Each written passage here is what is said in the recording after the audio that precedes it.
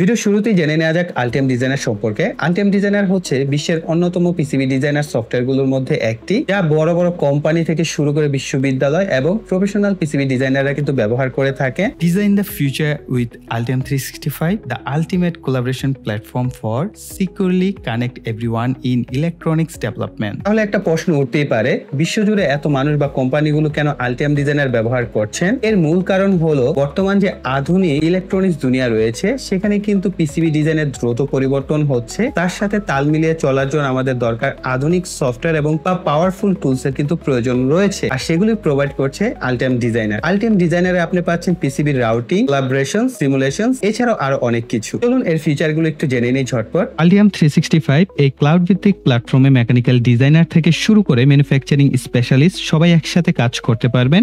এতে পুরো ডিজাইন প্রক্রিয়া একত্রিত হয়ে সহজে ডিজাইন করতে পারেন। স্কেমেটিক ডিজাইন, আপনার হাতে আঁকা ডিজাইনগুলো এখানে রূপ নেয় ইলেকট্রনিক্স ফর্মে, যা সিমুলেশন ও পিসিবি ডিজাইন সফটওয়্যারগুলো বুঝতে পারে ও প্রক্রিয়া করতে পারে। স্পাইস সিমুলেশন, উন্নত স্পাইস অ্যালগরিদম ব্যবহার করে আপনি সার্কিট ডিজাইন ভার্চুয়ালিটি টেস্ট করতে পারবেন ফিজিক্যাল প্রোটোটাইপ ছাড়াই। এতে সময়, খরচ ও ঝুঁকি সব কমে যায়। হারনেস ডিজাইন, জটিল ওয়ারিং হারনেস ডিজাইন করা যাবে সহজেই। আলাদা প্রকল্প হিসেবে বা মাল্টি বোর্ড ডিজাইনার অংশ হিসেবেও কাজ করে এটি। বুম পোর্টাল, কম্পোনেন্ট কেনাকাটা ও ব্যবস্থাপনা এখন আরো সহজ। বিল অফ ম্যাটেরিয়াল নিয়ে দলীয় সিদ্ধান্ত নিতে পারবেন অনেক দ্রুত ও সহজভাবে। আপনাদের জন্য একটা গুড নিউজ রয়েছে, আপনারা চাইলে এই আলটিএম ডিজাইনের সফটওয়্যারটি ফ্রিতে ব্যবহার করতে পারবেন। তার জন্য ভিডিও ডিসক্রিপশন বক্সে লিংক দেওয়া রয়েছে, আপনারা সেখান থেকে চাইলে এর যে ফ্রি ট্রায়াল ভার্সন রয়েছে এটা ডাউনলোড করে কিন্তু ব্যবহার করতে পারেন। আপনাদেরকে আবারও ধন্যবাদ আমাদের সাথে থাকার জন্য। তো চলুন আমাদের যে ভিডিওর মূল টপিক সেটা শুরু করা যাক। আমরা এই ভিডিওটির সাহায্যে শিখব একটি আরজিবি ডেস্ক ফ্যান তৈরি করা, এবং আরজিবি ডেস্ক ফ্যানটি দেখতে খুবই সুন্দর হবে, এবং পাশাপাশি আমরা এটার যে স্পিড কন্ট্রোল সেটার জন্য আমরা একটি স্পিড কন্ট্রোলার তৈরি করব। তো আপনারা চাইলে ডেস্ক ফ্যানটি সরাসরি চাইলেও ব্যবহার করতে পারেন, অর্থাৎ সরাসরি 12 ভোল্ট দিলেই এটা ব্যবহার করতে পারবেন। তো আমরা এখানে দুইটা পার্ট রাখছি, যেহেতু ডেস্ক ফ্যান তৈরি করা খুবই সিম্পল, সার্কুলার ফ্যানগুলো ব্যবহার করছি, সো খুব সহজেই আপনারা তৈরি করতে পারবেন। কিন্তু এটার পাশাপাশি যাতে শিক্ষণীয় কোনো কিছু থাকে তার জন্য আমরা একটা স্পিড কন্ট্রোলার তৈরি করব। সো এটার আপনারা দেখতে পাচ্ছেন আমি এখানে পিসি বোর্ড ব্যবহার করব, কিন্তু আমি যেহেতু সার্কিটটা এক্সপ্লেন করে দেবো, আপনাদেরকে বুঝিয়ে দিব, সেক্ষেত্রে আপনারা খুব সহজে কিন্তু এই স্পিড কন্ট্রোলারটি তৈরি করতে পারবেন। এবং এটি একটি ইউনিভার্সাল স্পিড কন্ট্রোলার। আপনারা ম্যাক্সিমাম ধরেন 775 ডিসি মোটরের জন্য এই স্পিড কন্ট্রোলারটি ব্যবহার করতে পারবেন। সো 775 ডিসি মোটর তো বেশ পাওয়ারফুল হয়ে থাকে, সো এর নিচে আপনারা যে কোনো ডিসি মোটরের স্পিডই কিন্তু কন্ট্রোল করতে পারছেন। ধরেন যদি কোনো ওয়াটার পাম্প হয় ছোটখাটো ডিসি 12 ভোল্টের, সেগুলো কিন্তু আপনারা এই সাহায্যে নিয়ন্ত্রণ করতে পারবেন, যেহেতু আমরা এই ক্ষেত্রে মোসফেট ব্যবহার করব। তো চলুন আর কথা না বেরিয়ে আমাদের মূল ভিডিও শুরু করা যাক। আমাদের এই স্পিড কন্ট্রোলারটি তৈরি করা খুবই সহজ। সো বেসিক কিছু কম্পোনেন্টের প্রয়োজন হবে এই ক্ষেত্রে। সো আমরা একে একে প্রত্যেকটা কম্পোনেন্ট প্লেস করব এবং সোল্ডারিং করব। পাশাপাশি আমরা জেনে নেব কোন কম্পোনেন্টটার মান কত বা কোন কম্পোনেন্টটার নাম কি। এক্ষেত্রে আমরা 1 কিলো ওহম মানের 3টা রেজিস্টর ব্যবহার করব। সো এগুলো হচ্ছে 1/2 ওয়াটের বা 0.6 ওয়াটের রেজিস্টর। তো আমরা এই রেজিস্টর গুলোকে আমাদের যে পিসিবি বোর্ড আছে সেখানে একে একে প্লেস করে নিচ্ছি।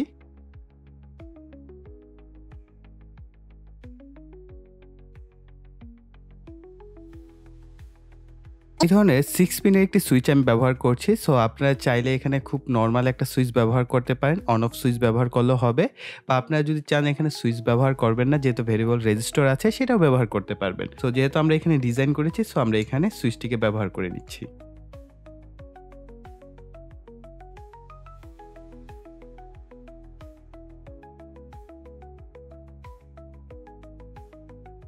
এরপর আমরা 2 রঙের 2টা এলইডি বাতি ব্যবহার করব। এই ধরনের ইলেকট্রোলাইট ক্যাপাসিটর প্রয়োজন হবে 2টি। 1000 মাইক্রোফ্যারাড 25 ভোল্টের 2টা ক্যাপাসিটর ব্যবহার করছি।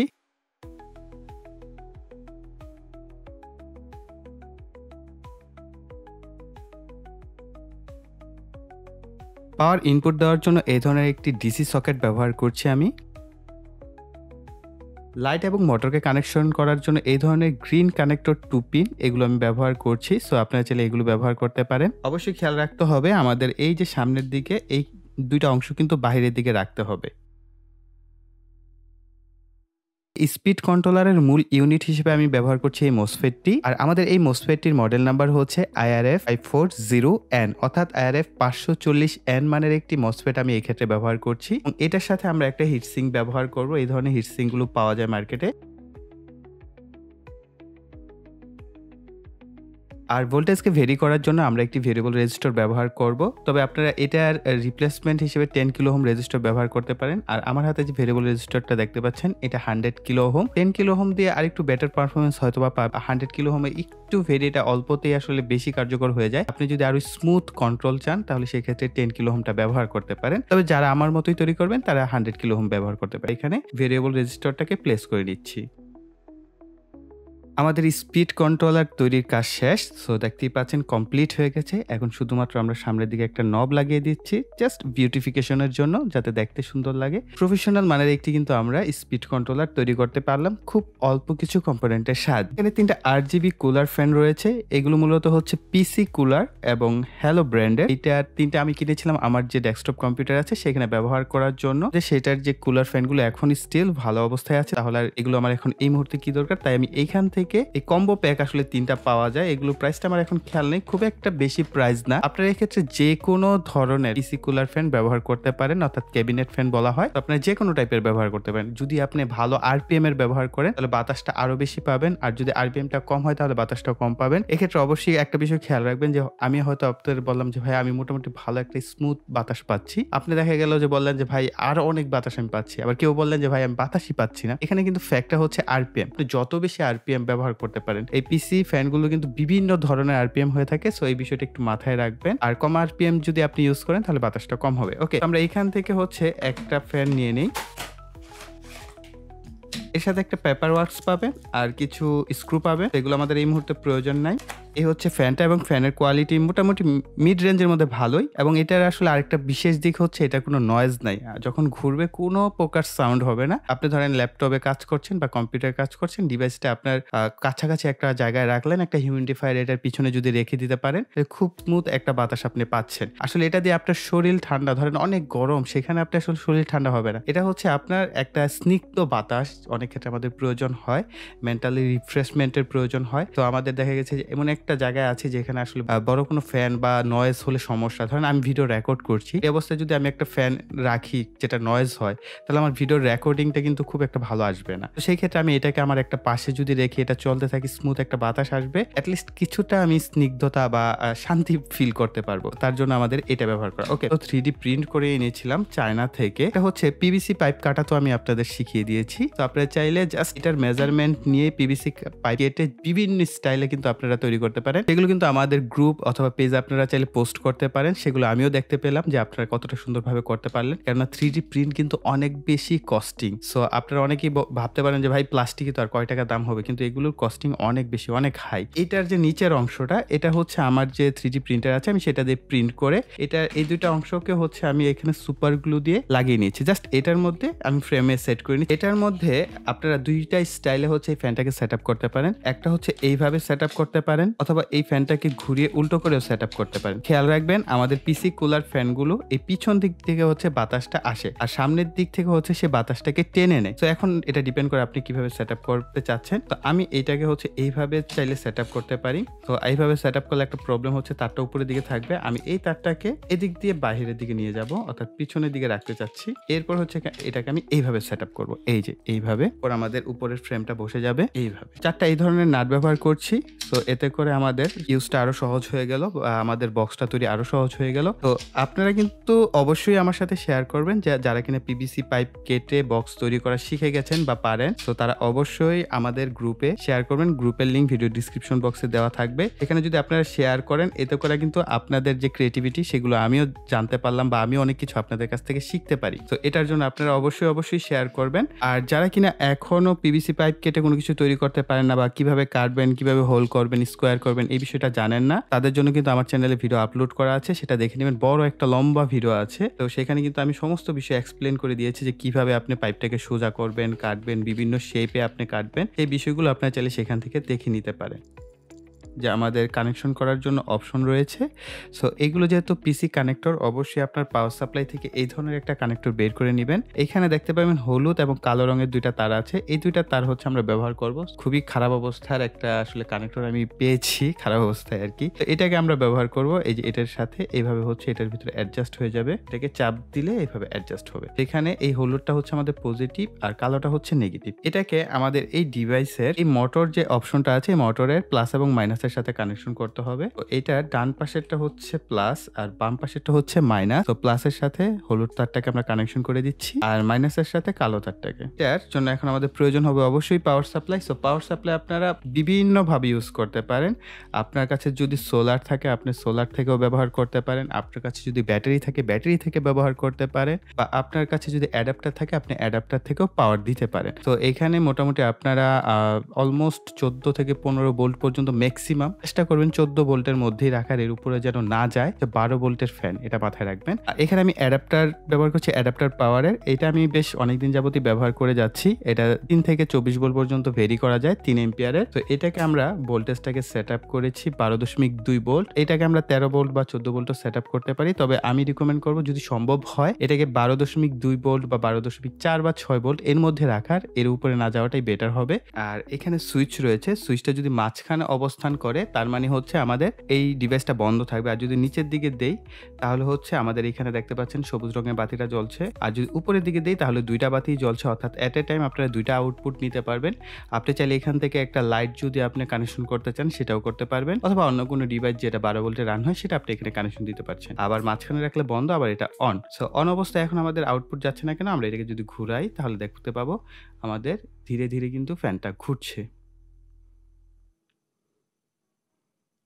তবে এই ফ্যানের বাতাস কিন্তু পিছন দিক থেকে বের হয়। সো এই দিক থেকে হচ্ছে বাতাসটা বের হচ্ছে এবং খুবই সফট একটা বাতাস পাবেন এখানে। এখানে কোনো হার্ড উইন্ড আপনি পাবেন না, খুবই সফট বাতাস এর আউটপুট আপনি পাবেন। এই হচ্ছে আমাদের সার্কিট ডায়াগ্রাম। সার্কিট ডায়াগ্রামে আমাদের যে ভেরিয়েবল রেজিস্টরটি আছে সেটার কানেকশনটা দেখানো হয়েছে। এখানে লাইটের কানেকশনটা হবে যেখানে আমরা গ্রিন কানেক্টর ব্যবহার করেছি, আর এখানে পাওয়ার সকেটটা যে ইউজ করা হয়েছে সেটার কানেকশনটা আপনারা দেখতে পাচ্ছেন। সো যারা কিনা মোটামুটি সার্কিট ডায়াগ্রাম বুঝেন, এই সার্কিট ডায়াগ্রামটা দেখে কিন্তু আপনারাই বোর্ড বা ব্রেড বোর্ডে কিন্তু এই সার্কিটটা ডিজাইন করতে পারবেন। সো পিসিবি বোর্ডই লাগবে এরকমটা না, বা আপনারা চাইলে এই সার্কিট থেকে পিসিবি বোর্ডটা ডিজাইন করতে পারবেন। আর এখানটা হচ্ছে IRF 540N যে মোসফেটটা আছে সেই মোসফেটটার যে কানেকশন ডায়াগ্রাম সেটা দেখানো হয়েছে। তো এখানে দেখেন এই যে মাঝখানের পিন এবং এই পিনটা হচ্ছে শর্ট করা, আর একটা আলাদা পিন হচ্ছে IRF 540N মোসফেটের যে পিন আউট সেটা দেখতে পাচ্ছেন। এখানেও দেখেন আপনারা এক হচ্ছে গেট যেটা আলাদা করে, এবং 2 নাম্বার এবং 3 নাম্বার এভাবে কানেকশনটা দেখানো হয়েছে। IRF 540N যে মোসফেটটা আছে আমরা সহজে বুঝতে পারছি আমাদের এই পিনটা হচ্ছে গেট পিন, আর এটা হচ্ছে ড্রেন পিন, আর এই দুইটা পিন মিলে হচ্ছে আমাদের সোর্স পিন। আর এখানে আমাদের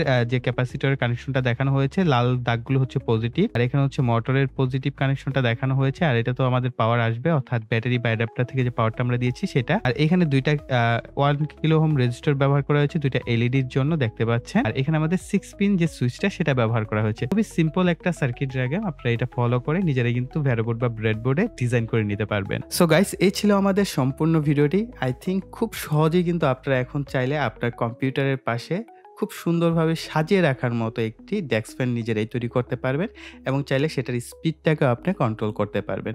সো যদিও এখানে স্পিড কন্ট্রোলের খুব একটা প্রয়োজন নাই, এখান থেকে যে একটা সফট একটা ঠান্ডা বাতাস বের হয় এটার জন্য আসলে ফুল স্পিডেরই প্রয়োজন হয়। আমরা মূলত আপনাদেরকে স্পিড কন্ট্রোলার কীভাবে তৈরি করতে হয় দুইটা জিনিসকে একত্রে কম্বিনেশন করে শিখিয়ে দিলাম। আই থিঙ্ক ভিডিওটি আপনাদের অনেকেরই অনেক বেশি উপকারে আসবে। ক্ষেত্রবিশেষ বিদ্যুতের বিকল্প হিসেবে সোলার অনেক কার্যকরী। তাছাড়াও যারা বিভিন্ন জায়গায় ঘোরাঘুরি পছন্দ করেন তাদের জন্য সোলার পাওয়ার ব্যাংক বেশ উপকারী একটি ডিভাইস হতে পারে। আমরা এই ভিডিওতে এই ধরনের চমৎকার একটি সোলার পাওয়ার ব্যাংক তৈরি করা শিখব। সম্পূর্ণ সোলার পাওয়ার ব্যাংকটি নিজের হাতে তৈরি করেছি, তাই আশা করছি ভিডিওটি শেষ পর্যন্ত দেখলে আপনারাও ঘরে বসে এই ধরনের একটি সোলার পাওয়ার ব্যাংক তৈরি করতে পারবেন। সোলার পাওয়ার ব্যাংকের কেস তৈরিতে এই ধরনের পিভিসি শীট ব্যবহার করব। আপনারা অনেকেই প্রশ্ন করেন এই ধরনের শীট কোথায় পাওয়া যায়। সাধারণত এই শীটগুলো বানাতে এই ধরনের পিভিসি পাইপ আমি ব্যবহার করে থাকি। স্যানিটারি বা হার্ডওয়্যারের দোকানে গেলে এই ধরনের পাইপ অনায়াসে পেয়ে যাবেন। যত ফিট দরকার সে অনুযায়ী আপনারা মেপে কিনে নিয়ে আসতে পারবেন। এই পাইপটি হচ্ছে 4 ইঞ্চির একটি পাইপ। তো পাইপগুলো মাঝামাঝি কেটে গ্যাসের চুলার উপর যদি হালকা আঁচে আপনি ধরেন তাহলে দেখবেন পাইপগুলো একদম সোজা হয়ে যাবে। এরপর মাপ নিয়ে দাগ দিয়ে নেবেন। প্রথমে আপনি কতটুকু মাপে আসলে কাট করতে চাচ্ছেন আপনারা দেখতেই পাচ্ছেন। আমি বোর্ডের উপর কিন্তু বিভিন্ন মাপ লিখেও রেখেছি, আসলে কতটুকু মাপে আমাকে কাটতে হবে সে অনুযায়ী আমি স্কেল দিয়ে দাগ দিয়ে নেই। এরপর হচ্ছে এই ধরনের একটি কেচির সাহায্যে আমি এই বোর্ডগুলোকে কাটি। আর ছোট করে কাটার জন্য এই ধরনের একটি এন্টি কাটার ব্লেড আমি ব্যবহার করি। এর সাহায্যে হচ্ছে আপনি যদি ছোট করে হোল করতে যান বা স্কোয়ার শেপে কাটতে চান, এই সাহায্যে আপনি অনায়াসে কাটতে পারবেন। কেস তৈরিতে পিভিসি পাইপ কেটে সোজা করে বিভিন্ন মাপে আমি কেটে নিয়েছি। উপরে এবং নিচের অংশের জন্য হচ্ছে আমি 4.6 ইঞ্চি বাই 3 ইঞ্চি আকারে কেটে নিয়েছি। সামনে ও পিছনের অংশে 3 ইঞ্চি বাই 0.9 ইঞ্চি, অর্থাৎ আপনি 1 ইঞ্চিও নিতে পারেন, মাপে কাটা হয়েছে।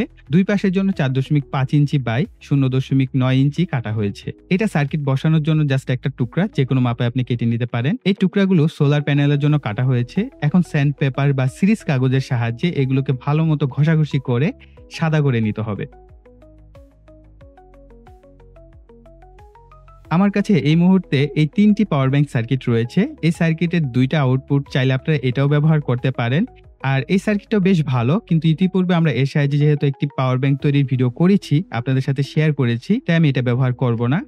আমাদের এই ডিভাইসের জন্য এই সার্কিটটা ব্যবহার করব। এতে এলইডি চার্জ ইন্ডিকেটর রয়েছে। তাছাড়াও ইনপুট এবং আউটপুটের যে টেস্ট, সেটা তো আমরা ভিডিওর শেষে অবশ্যই করব। সার্কিটগুলোর বাই লিঙ্ক ভিডিও ডিসক্রিপশন বক্সে পেয়ে যাবেন। তাছাড়াও আমি টুকটাক যাই ব্যবহার করি চেষ্টা করব সেগুলোর দারাজের যে বাই লিঙ্ক, সেটা আমি ডিসক্রিপশন বক্সে দিয়ে দেওয়ার, চাইলে আপনারা সেখান থেকে কিনে নিতে পারবেন। এই ডিভাইসের জন্য যে সার্কিটটা আমি সিলেক্ট করেছি সেটার মাপ অনুযায়ী, অর্থাৎ ইউএসবি টাইপ এ, মাইক্রো ইউএসবি, এলইডি এবং সুইচের জন্য মাপ নিয়ে আমি কেটে নিব। তো আপনারা দেখতে পাচ্ছেন কাটার পর দেখতে হয়েছে এরকম। সিরিজ দিয়ে ঘষা মাজার পর মনে হচ্ছে যে সাদা রং করা হয়েছে, অনেকটা সময় লেগেছে এগুলো ঘষাঘষি করতে। তো এখন হচ্ছে ঝটপট আমরা সুপার গ্লুর সাহায্যে কেসের যে কয়েকটা অংশ, চারপাশের অংশ, সেগুলোকে আমরা লাগিয়ে নিব, উপরের অংশটা বাদ দিয়ে, কেন এটা হচ্ছে একেবারে শেষের দিকে আমরা সংযুক্ত করব।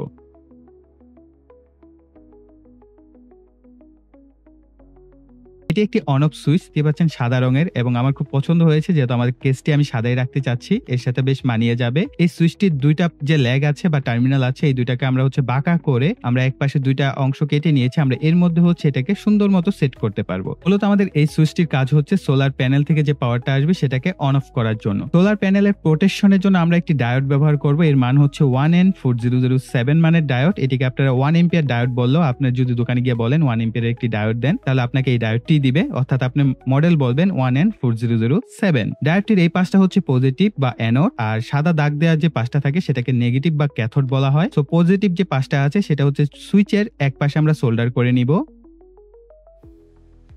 আপনারা দেখতেই পাচ্ছেন পাওয়ার ব্যাংক সার্কিটে কিন্তু একটা চিকন সাদা তার সোল্ডার করা হয়েছে। এটা আসলে খুব নিখুঁতভাবে করতে হয়েছে, তাই আমি অফ স্ক্রিন করেছি। সো এই মাইক্রো ইউএসবির যে ডান পাশের যে পিনটা থাকে সেটা সাধারণত পজিটিভ পিন হয়ে থাকে, এবং অপর পাশে যে পিনটা থাকে এটা নেগেটিভ পিন। অর্থাৎ পজিটিভ থেকে আমরা একটা তার বের করে নিয়েছি। এটা মূলত আমাদের হচ্ছে সোল্ডার করতে হবে সুইচের সাথে। মূলত এটা হচ্ছে আমাদের যে সোলার থেকে যে পাওয়ারটা আসবে সেটা যেন আমাদের সার্কিটের ইনপুটে আসে, তার জন্য এই ব্যবস্থা করা হয়েছে। আর সোলারের যে নেগেটিভ তারটি আসবে সেটি হচ্ছে আমাদের যে এই সার্কিটের বি মাইনাস আছে সেটার সাথে আমরা সোল্ডার করব। আর সাদা তারটিকে আমি বলেছি এটা হচ্ছে আমাদের সোলারের যে পজিটিভ প্রান্ত থাকবে সেটার সাথে সোল্ডার করতে হবে, অর্থাৎ সুইচের সাথে সোল্ডার করলেই হয়ে যাবে। তাই আমি সার্কিটের যে সাদা তারটি আছে এটিকে হচ্ছে ডায়োডের যে নেগেটিভ প্রান্ত বা ক্যাথোড সেটার সাথে সোল্ডার করব। তার পূর্বে আমি একটি হিটসিং টিউব এর মধ্যে লাগিয়ে নিব।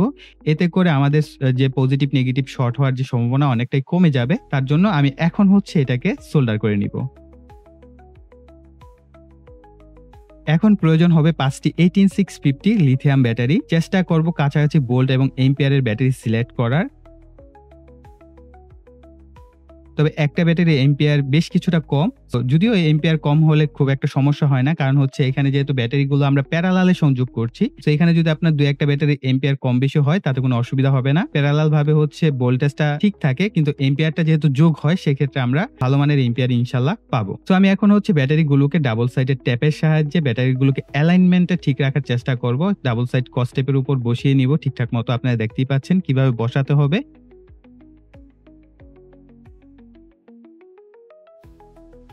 এখন সবগুলো ব্যাটারির পজিটিভ এবং নেগেটিভ গুলোকে সোল্ডার করে নিব।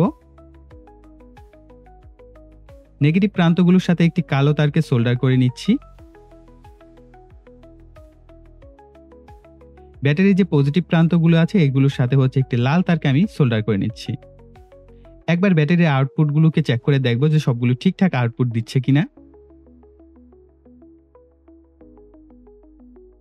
এখন এই ব্যাটারিগুলোকে কেসের মধ্যে সেট করে নিব।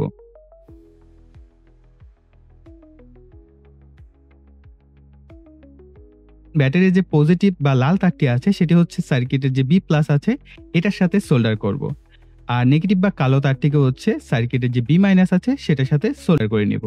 আমার কাছে বেশ কিছু সোলার প্যানেল দেখতে পাচ্ছেন। এগুলো দিয়ে আমরা হচ্ছে পরবর্তীতে বিভিন্ন প্রজেক্ট করব, এজন্য কিনেছিলাম। তবে এই ছোট সোলার প্যানেলগুলো আমাদের এই কাজের জন্য উপযোগী না। আর এটা মোটামুটি কার্যকরী বা কাজের জন্য চলে আমাদের যে ব্যাটারি আছে সেগুলোর জন্য। তবে এটার মাপটা একটু বড়।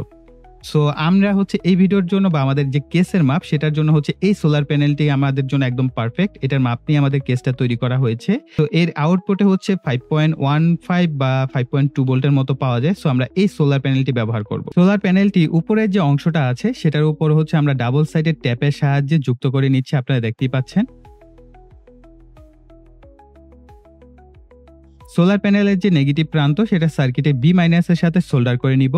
সোলার প্যানেলের যে পজিটিভ প্রান্ত বা লাল তারটি আছে এটাকে হচ্ছে আমরা সুইচের সাথে, অর্থাৎ সুইচের যে অবশিষ্ট যে প্রান্তটা আছে সেটার সাথে সোল্ডার করে ফেলবো।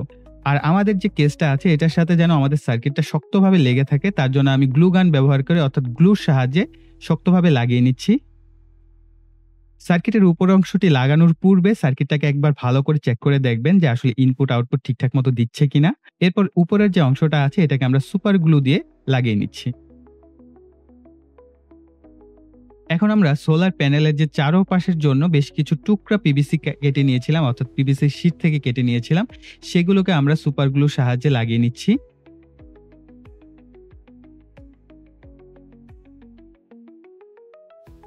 ফাইনালি আমাদের সোলার পাওয়ার ব্যাংকটি দেখতে হয়েছে এরকম। স্প্রে রঙের সাহায্যে যদি কিছুটা রং করে নেওয়া যেত তাহলে আরো চমৎকার লুক পাওয়া যেত, কিন্তু আমি চেয়েছি যেন আপনারা বুঝতে পারেন যে পিভিসি পাইপ কেটেও এরকম সুন্দর লুকিং একটা জিনিস তৈরি করা যায়, কোনো রং টং করার দরকার নাই। যদি রং করেন তাহলে দেখতে আরো চমৎকার লাগবে। এবং ওভারঅল এই পাওয়ার ব্যাংকটি দেখতে কিরকম হয়েছে সেটা অবশ্যই কমেন্ট সেকশনে জানাবেন, এটা আমার একটা অনুরোধ থাকবে। কমেন্টে জানাবেন যে আপনাদের কাছে পার্সোনালি কিরকম লেগেছে এই পাওয়ার ব্যাংকটি। এবার আসা যাক সব থেকে গুরুত্বপূর্ণ অংশে, এই পাওয়ার ব্যাংকের যে সোলার প্যানেলটি কতটা কার্যকর। যদি ব্যাটারির ভোল্টেজ 90% এর মতো থাকে তাহলে এর উপরের দিকে যে সোলার দিয়ে যে আপনি পাওয়ার দিবেন বা এই ব্যাটারিগুলোকে চার্জ করবেন সেটা কিন্তু সম্ভব না, কেননা এই সোলার পাওয়ার ব্যাংকটা 5.2 ভোল্ট থাকে নো লোড অবস্থায়, অর্থাৎ কোনো কিছু আউটপুটে লাগানো হয়নি, এই অবস্থায় 5.2 ভোল্ট থাকে।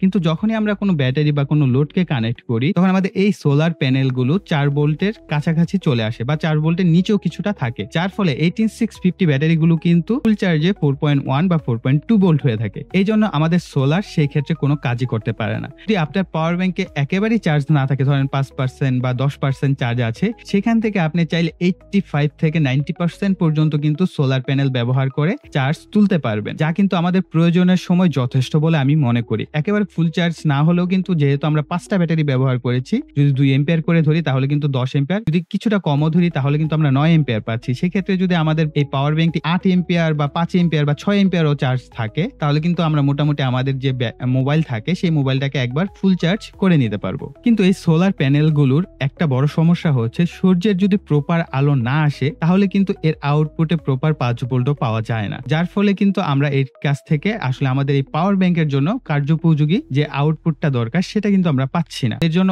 অবশ্যই আপনাকে প্রপার সূর্যের আলো লাগবে, অর্থাৎ দিনের আলো থাকলেই যে আসলে এটা চার্জ হতে শুরু করবে তা কিন্তু না। হ্যাঁ, দিনের আলোতে আপনি 3 ভোল্টের উপরে পাবেন, কিন্তু সেই 3 ভোল্ট দিয়ে কিন্তু আমাদের পাওয়ার ব্যাংক অ্যাক্টিভেট হবে না, কারণ আমাদের পাওয়ার ব্যাংকের জন্য মিনিমাম 3.5 ভোল্ট থেকে 4 ভোল্টের উপরে যেতে হবে যদি আমরা এই ব্যাটারিগুলোকে চার্জ করতে চাই। সোলার প্যানেল কিন্তু বিভিন্ন টাইপের হয়ে থাকে, হয়তোবা আমার কাছে যে টাইপটা আছে এটার অ্যাক্টিভিটিস এরকম। তো এই সোলার প্যানেলগুলো নিয়ে ইনশাআল্লাহ আমরা সামনে আরো বেশ কিছু এক্সপেরিমেন্ট করব, তখন এটার উপর আসলে আমার অভিজ্ঞতা আরো হবে, তখন আরো কিছু ইনফরমেশন আপনাদেরকে দিতে পারবো। এখন একটি ইউএসবি টেস্টারের সাহায্যে পাওয়ার ব্যাংক সার্কিটের যে কার্যক্ষমতা সেটাকে আমরা টেস্ট করব। আমি আমার ফোনের সাথে কানেক্ট করে নিচ্ছি। আপনারা দেখতেই পাচ্ছেন 1.3 এম্পিয়ার রেটে হচ্ছে সর্বোচ্চ চার্জ হচ্ছে পাচ্ছি, অর্থাৎ এই সার্কিটের আউটপুট। আই থিঙ্ক আমি আমার মোবাইলটা মোটামুটি ফুল চার্জের কাছাকাছি, অর্থাৎ 80% চার্জ আছে। যদি এটা 40 বা 20 বা 30% চার্জে থাকতো তাহলে আমার মতে 1.5 এম্পিয়ার রেটে হচ্ছে আমাদের আউটপুট আমরা ম্যাক্সিমাম এই সার্কিট থেকে পাবো। ইনপুট সেকশন চেক করব। ইনপুট সেকশন চেক করার জন্য আমি স্যামসাং এর 2টা অ্যাডাপ্টার ব্যবহার করব। সাদাটা হচ্ছে 2 এম্পিয়ার রেটে হচ্ছে এর সর্বোচ্চ আউটপুট, এবং কালো যেটা সেটা হচ্ছে আমার ফোনের চার্জার। এটা মোটামুটি ফাস্ট চার্জিং আছে, 15 ওয়াটের একটি চার্জার। সো আমরা 2টা দিয়ে দেখবো এর ইনপুট সেকশন কিরকম কাজ করে। সো প্রথমে আমরা সাদা যে চার্জারটা আছে সেটাকে কানেক্ট করে নিচ্ছি। সো আপনারা দেখতেই পাচ্ছেন এখানে কিন্তু আমরা 700 থেকে 870 এমএএইচ সর্বোচ্চ পেয়েছি।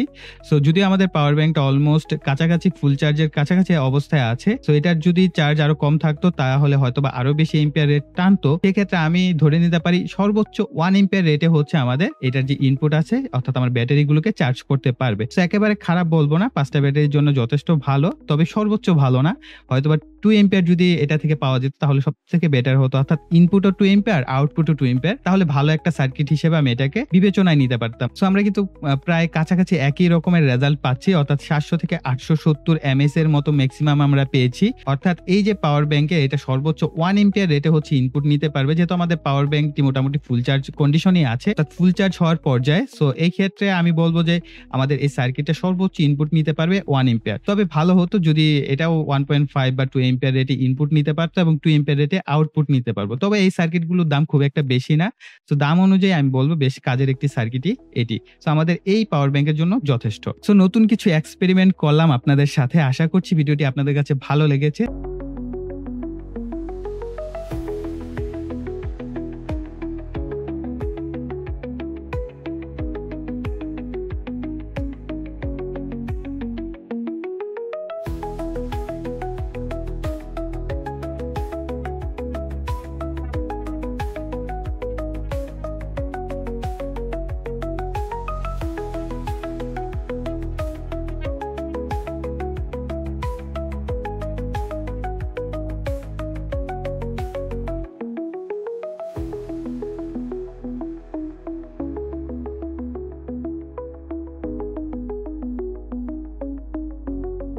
আমরা এই ভিডিওতে এই ধরনের একটি চমৎকার ডিজাইনের ডেস্ক ফ্যান তৈরি করা শিখব। এতে থাকছে ফ্যানের গতি নিয়ন্ত্রণ করার ব্যবস্থা, তাছাড়াও লম্বা ব্যাটারি ব্যাকআপ তো থাকছেই। আমাদের এই ফ্যানটি তৈরিতে আমি 3D প্রিন্ট করা অংশসমূহ ব্যবহার করব, তবে আপনারা চাইলে পিভিসি পাইপ ব্যবহার করেও এই ধরনের জিনিসপত্র তৈরি করে নিতে পারবেন, কারণ আমি সমস্ত মেজারমেন্ট আপনাদের সাথে এখনই শেয়ার করব। আরেকটা বিষয় ক্লিয়ার করে দিচ্ছি, অনেকেই হয়তো বা বলবেন যে ভাই আসলে 3D প্রিন্ট কোথা থেকে করা যায় বা কিভাবে আমরা করতে পারি, এটা অনেকেই আমার কাছে জানতে চেয়েছেন। সো তাদের জন্য ভিডিও ডিসক্রিপশন বক্সে হচ্ছে আমি একটা লিংক দিয়ে দিব, আপনারা সেই লিংকে হচ্ছে কন্ট্যাক্ট করে তাদের কাছ থেকে চাইলে যে কোনো কিছু হচ্ছে আপনারা প্রিন্ট করে নিতে পারবেন। তবে সেই ক্ষেত্রে অবশ্যই আপনার কাছে 3D ফাইল থাকতে হবে। তবে এই ফ্যানটা যদি আপনারা করতে চান সেক্ষেত্রে আপনার 3D ফাইল লাগবে না, শুধু বললেই হবে যে ভাইয়ার যে ফ্যানটা করছে বা এইটার একটা স্ক্রিনশট বা আপনার বললেই হবে যে ভাইয়ার যে ফ্যানটা সেটা আমরা মূলত 3D প্রিন্ট করাতে চাচ্ছি, সেটা খরচ কত বা জিনিসপত্র কি আপনারা তাদের সাথে কথা বলে নিতে পারেন। সো আমাকে জিজ্ঞাসা করে লাভ নেই, আমি এগুলোর খরচ টরচ কোনো কিছুই আমি আপনাদেরকে ক্লিয়ার ভাবে বলতে পারবো না। সো তাদের সাথে কন্ট্যাক্ট করলে তারাই আপনাকে সমস্ত তথ্য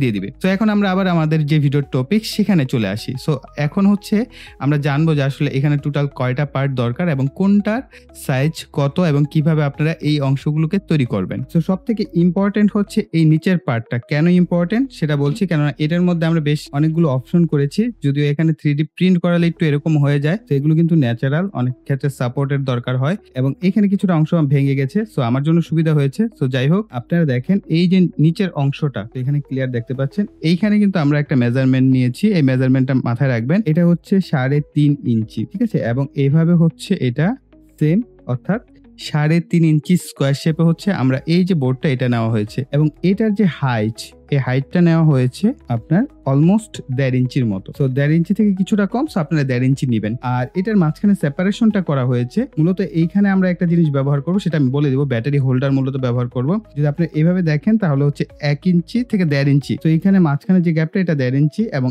এই পাশের যে গ্যাপটা এটাও কিন্তু অলমোস্ট 1.5 ইঞ্চি, শুধু 1.5 ইঞ্চির মাঝামাঝিতে আমরা সেপারেশনটা করেছি। আর এখানে দেখতে পাচ্ছেন একটা হোল করা হয়েছে। তো এই হোলটা হচ্ছে আমরা যদি অনেক ক্ষেত্রে আমাদের দরকার হতে পারে, আমরা পাওয়ার জ্যাক ইনপুট করাতে চাই তাহলে এখানে করতে পারবো। আর এখানে আরেকটা অপশন হচ্ছে, এটা দিয়ে হচ্ছে আমরা মূলত ভেরিয়েবল অর্থাৎ ফ্যানের যে স্পিড কন্ট্রোলার সেটাকে আমরা এখানে ব্যবহার করব। আর উপরে এই মাউন্টটা হচ্ছে এটার সাথে অ্যাটাচড হবে। এই যে এই নিচের যে মাপটা আছে আমি এই মাপটা নিয়ে করে নিয়েছি এবং এইটার যে সাইজটা এটা হচ্ছে আপনার 1 ইঞ্চির যে পাইপগুলো, 1 ইঞ্চির এরকম ছোট পিভিসি পাইপগুলো পাওয়া যায়, আপনারা সেগুলো ব্যবহার করতে পারেন। এটার মেজারমেন্ট হচ্ছে, মেজারমেন্টগুলো ইম্পর্টেন্ট, এখানে দেখেন 6.5 ইঞ্চির মতো মোটামুটি এটার মেজারমেন্ট আছে লম্বা। এবং এই বক্সটা করা হয়েছে কিন্তু 180 ডিসি মোটর যেটা আছে সেটার মাপ নিয়ে আমি দেখাচ্ছি। এই যে 180 ডিসি মোটর, এটার একদম মাপ অনুযায়ী এটাকে সেট আপ করা হয়েছে। আপনি যদি অন্য কোনো মোটর ব্যবহার করতে চান এর ভিতরে, সেটা কিন্তু সেট আপ হবে না। তো 180 মোটর হলে এটার মধ্যে একদম সুন্দর মতো সেট আপ হয়ে যাবে। সো এইভাবে, তারপরে কিছুটা সাপোর্ট দরকার দরকার আছে সাপোর্ট দিয়ে অ্যাটাচ করলে আর নড়াচড়া করবে না। এবং এটাও ইম্পর্টেন্ট, যদি মোটর নড়াচড়া করে তাহলে কিন্তু আপনি প্রপার বাতাসটা পাবেন না। তো এই দুইটা অংশ হচ্ছে আমাদের গেল। এবং এটা হচ্ছে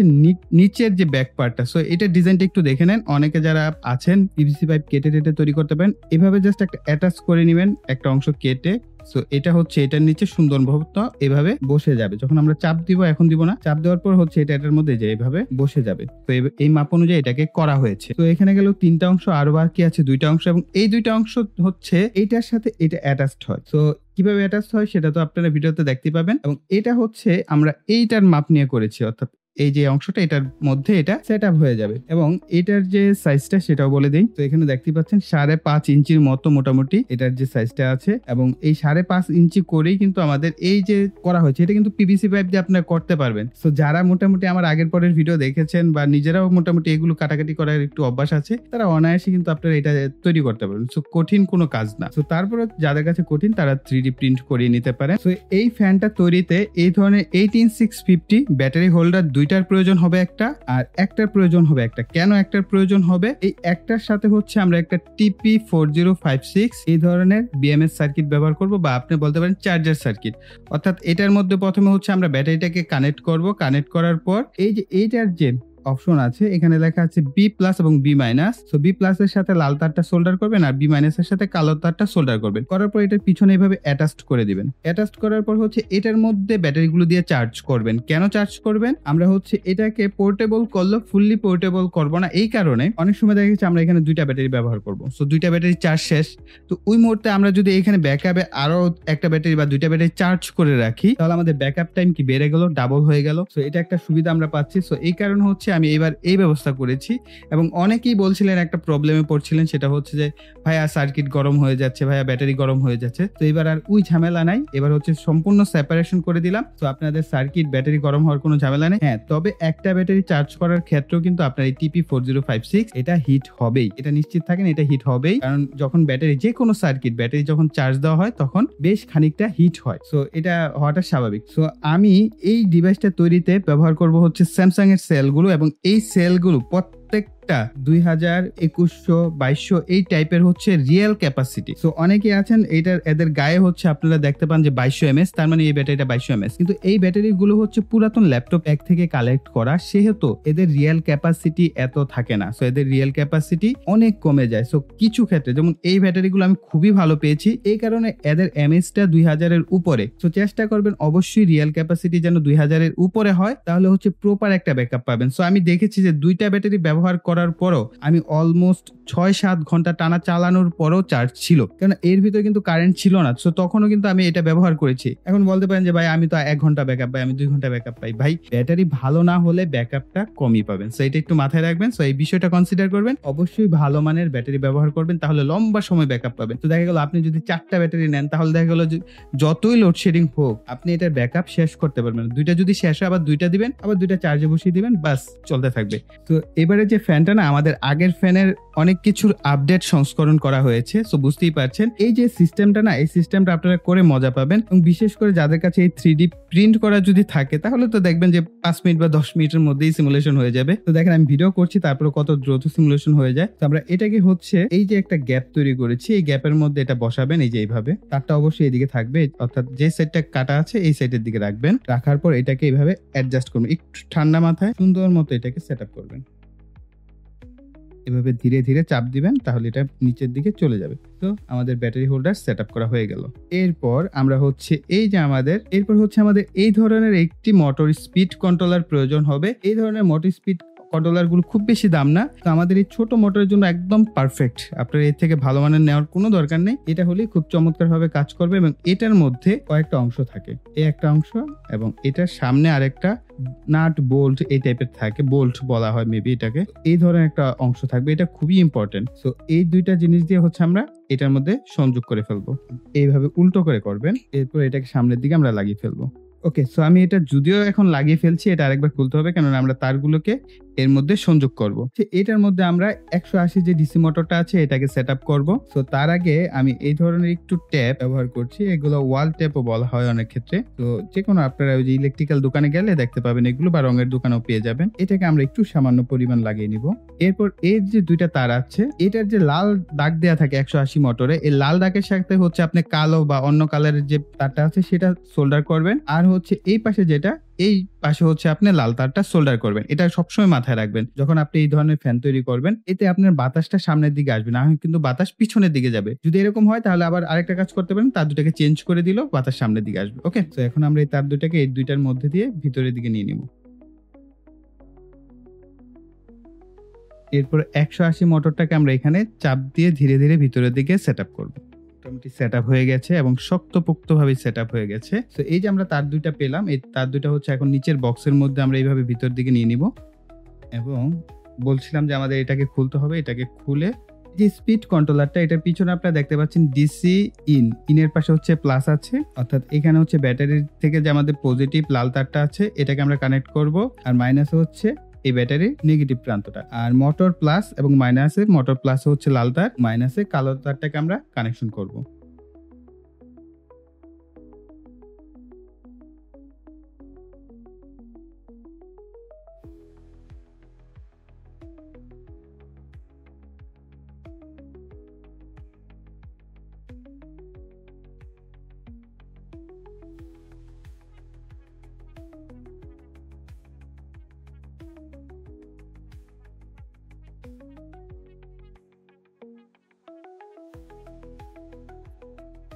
এর উপর হচ্ছে এটা খুব সুন্দর মতো সেট আপ হবে। তবে আপনাদের একটা বিষয় রিকমেন্ডেশন করব, সেটা হচ্ছে আমাদের এই যে প্লাস্টিকের মাঝের যে অংশটা, এটা কিন্তু বেশ হালকা হয়ে যায়। সো যেহেতু এটা ফ্যানটার পাওয়ার খুব বেশি, 180 মোটর কিন্তু বেশ পাওয়ারফুল, এবং যখন এটা হাই স্পিডে চলে তখন কিন্তু ভাইব্রেশন তৈরি হয়। তো এর জন্য এটার ভিতর অবশ্যই ভারী একটা কিছু দিয়ে দেবেন, এই ফাঁকা অংশটা যেহেতু বেশ ভালো ফাঁকা অংশ। তো আমি এইটার ভিতরে হচ্ছে দুইটা ব্যাটারি সেট আপ করে দেবো, এবং আপনারা চাইলে আরেকটা কাজও করতে পারেন।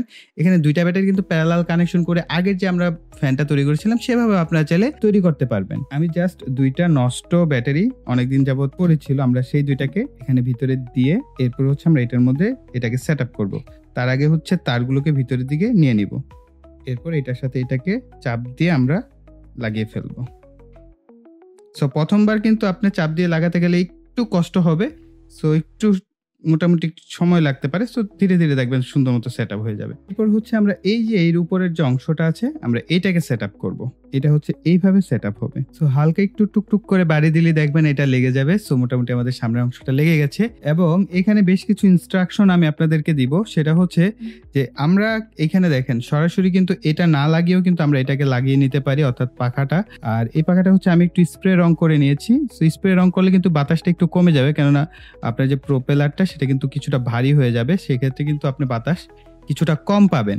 আর এটা সামনের যে খাঁচার মতো যে অংশটা, এই অংশটা হচ্ছে যদি আপনার ঘরে বাচ্চা কাচ্চা থাকে তাহলে লাগাবেন। এটার কারণে কিন্তু আপনার যে এয়ার ফ্লোটা সেটা অনেকটাই কমে যায়। সো চেষ্টা করবেন এটা যেন না লাগানোর দরকার হয়। যদি আপনি বড়রা ইউজ করেন তাহলে টেবিলের উপরে রেখে কিন্তু র্যান্ডম ইউজ করতে পারবেন, এবং এখানে লেগে হাতটা কাটবে না। তো যদি বাইসেন্স লেগে যায় অ্যাক্সিডেন্টলি, হাতও কাটবে না, ওইরকম রিস্কি না এটা, কারণ এই পাখাগুলো বেশ নরম এবং মোটরও অত গতিশীল না যে একদম হাত কেটে যাবে, এরকম না। যদি আপনার ঘরে বাচ্চা থাকে তাহলে অবশ্যই এই সামনের অংশটা লাগাবেন, এতে করে তারা সেফ থাকবে। এবং এখানে দেখতে পাচ্ছেন দুইটা, এখানে আপনি এটা চাপ দিলে এটা সুন্দর মতো লেগে যাবে, এই যে দুই পাশ থেকে। এবং এটার সম্পূর্ণ ক্রেডিট আমার ছোট বোনের, সে হচ্ছে এগুলোর এক্সপার্ট, আমি নই। সো আমি 3Dর মোটামুটি টুকটাক কাজ পারি, খুব ভালো কাজ পারি না। তো সে হচ্ছে এই কাজগুলো করে দিয়েছে। সো এই কারণে খুব সুন্দর একটা লুকিং ফ্যান আমরা পাচ্ছি। এখন হচ্ছে আমরা এটার নিচের দিকে লাগানোর আগে হচ্ছে ব্যাটারি, অবশ্যই এই যে বলছিলাম যে আপনারা ব্যাটারি দুইটা চার্জ করে নিলেন, দুইটাকে আপনি সেট আপ করলেন, দুইটা শেষ হওয়ার পর আবার নিলেন। এবং যেহেতু এখানে স্পিড কন্ট্রোলার আছে, আপনারা অনেকে হয়তো খেয়াল করেছেন জিসু লাইফের একটা ফ্যান 28 ঘন্টা ব্যাকআপ দেয়। কিভাবে ব্যাকআপ দেয় সেটা যদি কম স্পিডে ব্যবহার করা হয়, আর যদি হাই স্পিডে ব্যবহার করেন দেখবেন তাহলে 6 ঘন্টা 7 ঘন্টা ব্যাকআপ দিবে। সো আমাদের এই ফ্যানটা আপনি যদি ওইরকম ভাবে মেনটেন করে ওয়েল মেনটেন করে ইউজ করেন যে আপনি এটা স্পিডটাকে কমিয়ে রেখে যদি ব্যবহার করেন, এরকম লম্বা সময় ব্যাকআপ পাবেন। দেখা গেল যে 4 ঘন্টা 5 ঘন্টা অনায়াসে পাবেন, এর উপরে তো পাবেনই যদি ভালো ব্যাটারি হয়। তো ফাইনাল রেজাল্ট দেখানোর পূর্বে এটার যে ওয়ার্কিং প্রিন্সিপাল সেটা একটু বলে দেই। সো আপনি এইটার যে স্পিড কন্ট্রোলারটা এটাকে অন করলে আপনার ফ্যানটা মূলত অন হবে। তো খেয়াল করছেন ভিতরে একটা লাল বাতি জ্বলছে, হয়তো আলোর কারণে দেখা যাচ্ছে না, ভিতরে একটা লাল বাতি জ্বলবে। আর এটা যখন অফ করে দিবেন অফ হয়ে থাকবে। আর এটা স্পিডটা হচ্ছে আপনি একদম স্মুথলি চাইলে ধীরে ধীরে বাড়াতে পারবেন, আপনার যতটুকু দরকার অতটুকু আপনি বাড়িয়ে নিতে পারবেন। তবে রিকমেন্ডেশন থাকবে এটার যে স্পিড সেটা হচ্ছে 50 বা 30 পর্যন্ত রাখলেই এনাফ, কেননা এর উপরে যাবেন না। কেননা আমাদের এই যে ফ্যানটা এটা কিন্তু মোটামুটি 4 ভোল্ট বা 5 ভোল্টে ভালো চলে, এর উপরে গেলে আসলে এটা স্টেবল থাকে না, অনেক বেশি বাতাস হবে, পাশাপাশি ফ্যানটাও হিট হবে এবং আপনার ব্যাটারিও খুব দ্রুত ফুরাবে। আপনি যদি এটা স্পিডটা কম রাখেন তাহলে হচ্ছে আপনার অনেক লম্বা সময় ব্যাকআপ পাবেন। অবভিয়াসলি একটা স্টেবল অবস্থায় রাখবেন, যতটুকু মনে হবে যে না এটা আমার জন্য পারফেক্ট, আমি বাতাসটা পাচ্ছি। এবং এই ফ্যানটা থেকে আসলে 2-3 জন বাতাস খেতে পারবেন না। অবভিয়াসলি যেহেতু ছোট্ট একটা ফ্যান, ডেস্ক ফ্যান, এটা দিয়ে হচ্ছে একজন মানুষের জন্য একটা পারফেক্ট ফ্যান।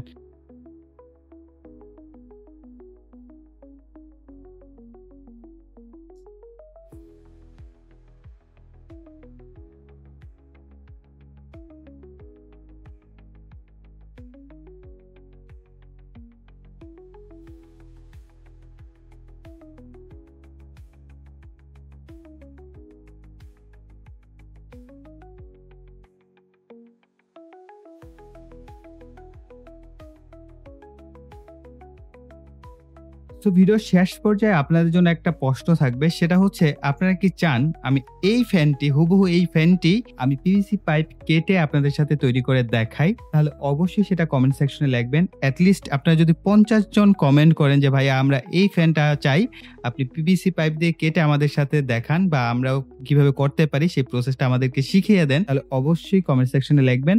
তাহলে হয়তো বা পরবর্তীতে যে কোনো একটা ভিডিওতে আমরা পিভিসি পাইপ কেটে হুবহু এরকম একটা ফ্যান তৈরি করার চেষ্টা করো, সেটা অবশ্যই কমেন্ট সেকশনে লিখবেন। আর যারা কিনা 3D প্রিন্ট করাতে চাচ্ছেন তাদের জন্য ভিডিও ডিসক্রিপশন বক্সে লিংক দেওয়া আছে, আপনারা চাইলে সেখান থেকে সেই পেজে গিয়ে তাদের সাথে যোগাযোগ করে আপনারা চাইলে এই ফ্যানটারও 3D প্রিন্ট করে নিতে পারবেন। সো গাইস, আমাদের এই ভিডিও এই পর্যন্তই রাখছি। আশা করি ভিডিওটি আপনাদের কাছে ভালো লেগেছে। ভালো লাগলে ভিডিওতে লাইক, কমেন্ট এবং শেয়ার করবেন। আর যারা এখনো চ্যানেলটিকে সাবস্ক্রাইব করেনি, চ্যানেলটিকে সাবস্ক্রাইব করে পাশে বেল বাটনটি অ্যাক্টিভ করে দিবেন পরবর্তী ভিডিওর নোটিফিকেশন পাওয়ার জন্য। সেই বলে এখানে বিদায় নিব। সকল ভালো থাকবেন, সুস্থ থাকবেন, টাটা।